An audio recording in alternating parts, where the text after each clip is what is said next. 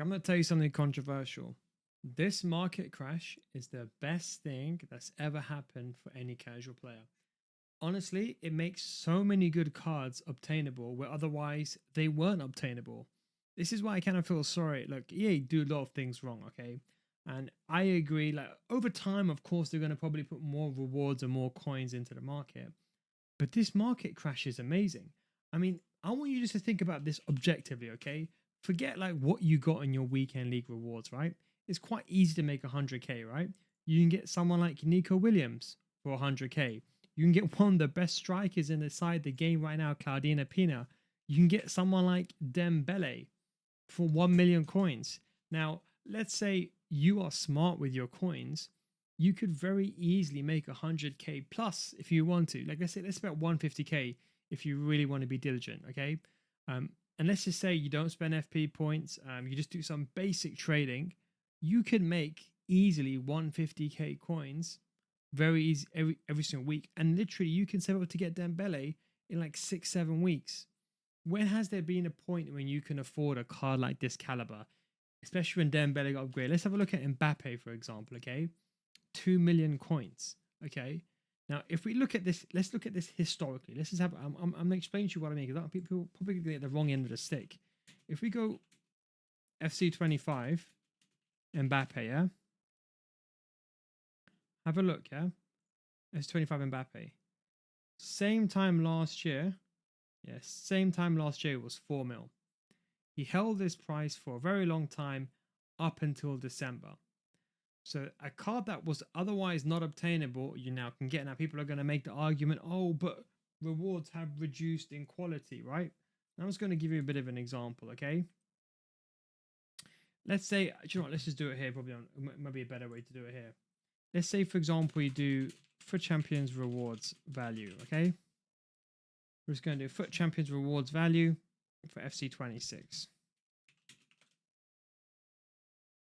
Okay, this is what I want to see, okay? No, I don't want to allow ads.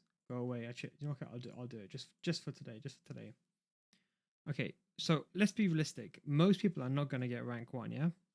They're probably going to get, let's say, rank 4 or I'll say rank 5, okay? That's 30k coins, okay? 10 times 82 plus rare players pack. Let's assume your pack luck is quite bad. Let's say you got 10k, okay? You get 281 plus team of the week players. Let's assume their quick sell value. That's going to put that another 20k, okay? Let's say we get 3 85 plus. Let's just say, for an example, let's just say, I want to make this a bit more precise. Okay, let me just go cheapest 85 rated players. Okay, let's say 10k. Okay, so let's say 10k. So let's say you got 11 wins. Or do you know what? Let's go down to 10. Let's go down to 10 wins. I think because now Raro's a bit easier. So that's 25k coins. Let's say 10k there. So that's 35k. Then let's say plus 2 is 55. And let's say another 10k. So let's say you're making about 60k coins, assuming you got okay pack luck. Okay, not good, not amazing. You're making 60k. And then you do rival rewards. Okay, so we're gonna go FC26 rewards. Now this is assuming that you're not trading whatever. So let's say,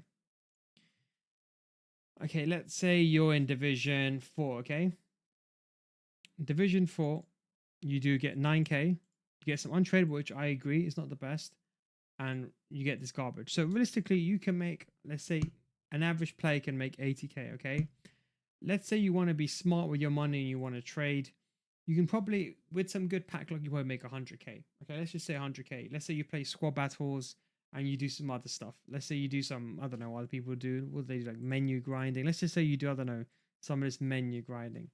That's 100k. And think about how many players are available. You can get Valverde, a top center mid in the game, in like a few weeks.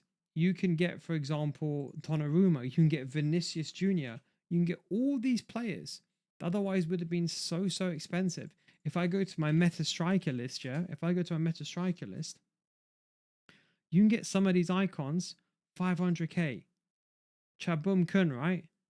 I've used this guy. He's incredible. You can get it for 500k. So there's so many good cars that you could get, which otherwise you wouldn't be able to get. And this is what I don't understand. Why are people upset about this? Like you can get Jokeres for 70k. Now I understand on the higher end, the market is falling. So the price of these players, your rewards are less. But let's assume that you're being smart. Let's say you're buying your team. Let's say you really want to be smart. You want to buy your team on a Sunday, or let's say you don't buy your team at all. Let's just say you're systematically progressively upgrading your team. This is giving you the best worthwhile. Now, I think there's a few issues. Don't get me wrong. I think what's going to happen with over time. Look, I don't think rival rewards is sustainable. I think, look, I understand, of course, it's a bit lower divisions, and look, elite division. I mean, to be honest, 11k coins, 25k coins is a bit dead. I can't bother to do that. But it's all about player choice.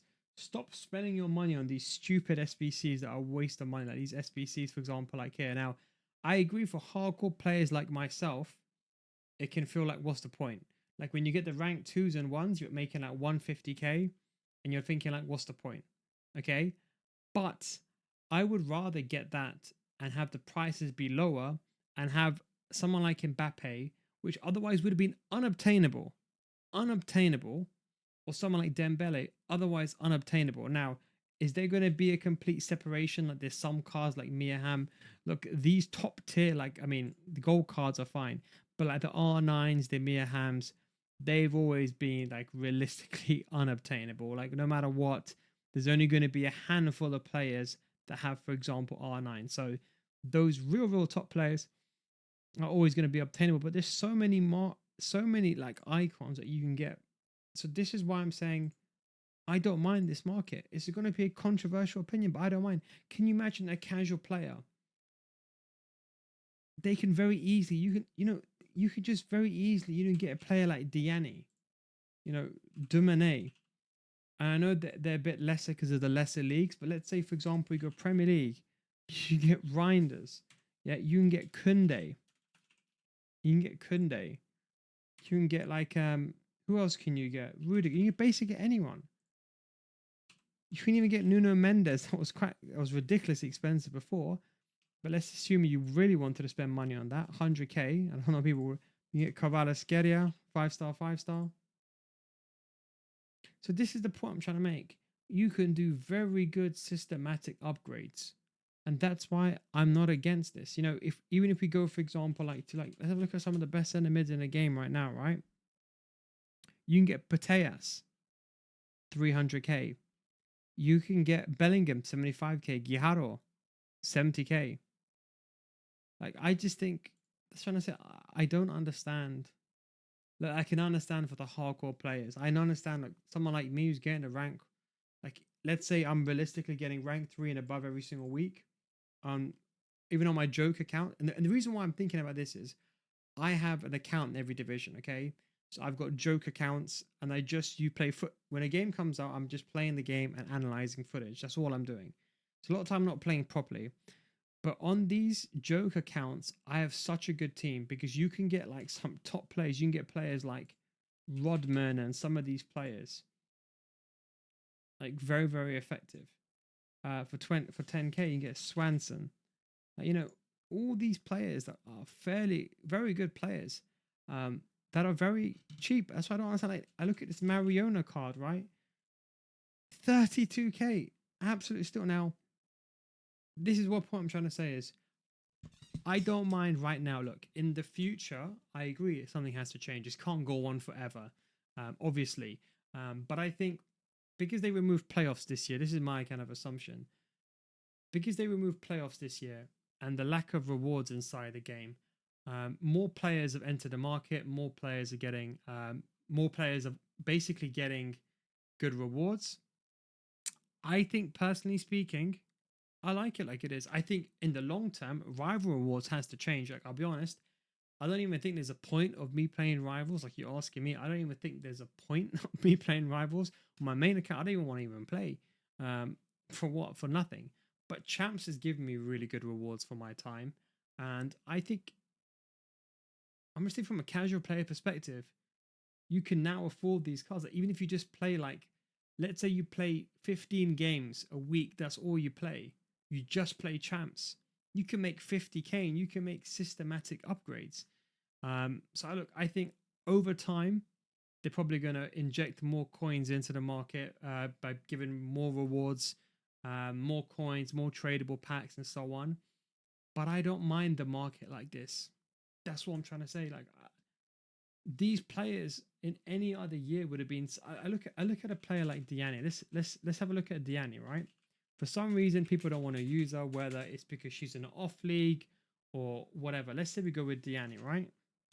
I'm just going to give you an example. Diani this year, she's 69k. Okay, so she's fallen. I can understand that if you purchase Diani, but everyone knows. Look, realistically, the market in the first 2 weeks, we all know how it is. But let's say, for example, we got FC25 Diani, right? We can compare her price. I know there's better rewards last year, so I know it's not exactly the same. But well, actually, no. Technically speaking, actually looking at her card now, when did she drop? October. What about the simultaneous became 20? I mean, to be honest, maybe not the best example of card. I'm trying to think who was a real meta card last year. Bon Mati, she was cheap. Pateas. I think it's Bon Mati I got like in the first 2 weeks. But let's say Pateas, right? It's FC25 Pateas. Okay. We look at a price, 500k.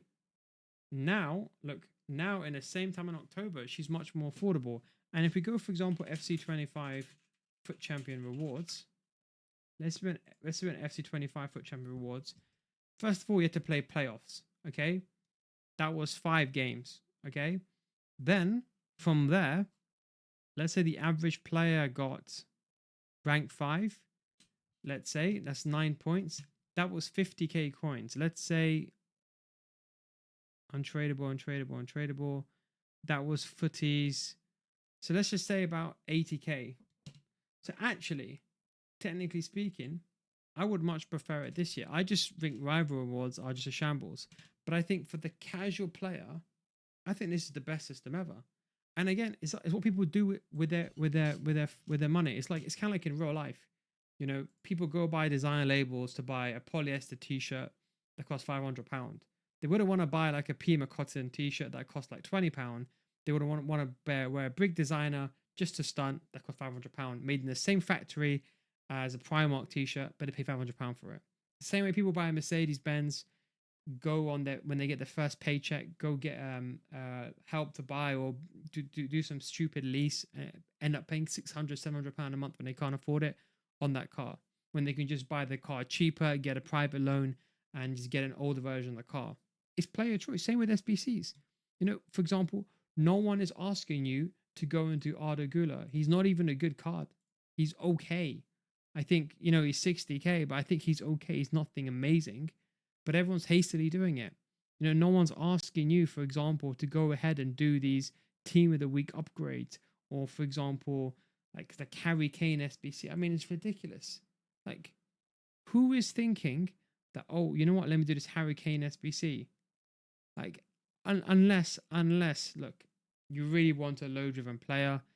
But at that point, honestly, like, you can get what? Melito? 74k tradable? It's like, if you're buying for to do these, and let's say, for example, you're not using on trade, let's say you're not using on tradables and you're actually paying to do this, like, who is spending 500k in his Haaland SBC? But again, it's player choices. At the end of the day, these people make these choices, dude. It's like this base hero. Everyone knows that these base heroes are scams, these SBCs. Everyone knows it's like going into a casino and putting your money on roulette, except for what's even worse. At least in roulette, you got some sort of guaranteed odds, right? Over time. But in this one, you don't know what the odds are. Like, people think it's like there's 20 heroes. People think, oh, there's going to be like a chance of getting, so I think the problem is that people, and this is why I make these videos, people think, oh, look, there's a chance, say 1, 2, 3, 4, 5, 10, 15, 20, 25, 30, 35, 40, 45, 50. Okay, let's say there's about 75 players here. Yeah? People think, okay, let's say they think, let's do sort by highest price. People think if they do this 50 times or 60 times, it's got like a 1 in 60 chance to get Janola. No, it's like 1 in, I don't know, 100,000 chance of getting these cards. You know what the likelihood of you getting someone like Cahill or Kanu is? It's going to be like 1 in 5. So these are all gamble SBCs, to be honest. But again, it's player choices. If players want to make a choice to do those SBCs, up to them. As I said, it's not a perfect system, but I think for casual players, it's the best system so far. I don't mind the market being down. I agree. Like I was speaking with someone who's a top player myself. I agree. Like the elite division is pointless. I don't feel like playing. They got to fix that. And then even like rank one, I would like to see more better untrade rewards and more coins. I agree. But for the casual player, I think it's fantastic. Let me know. You guys know I'm Mr. Controversial. I always say things. Um, I just say things how it is, and I say things how I see it. I don't care if I'm right or wrong. I don't care what people think, but this is my opinion. I think maybe a lot of people watching this won't be a casual player. They would be a hardcore player. I think that's the problem. But I think for the casual players, it's a fantastic system.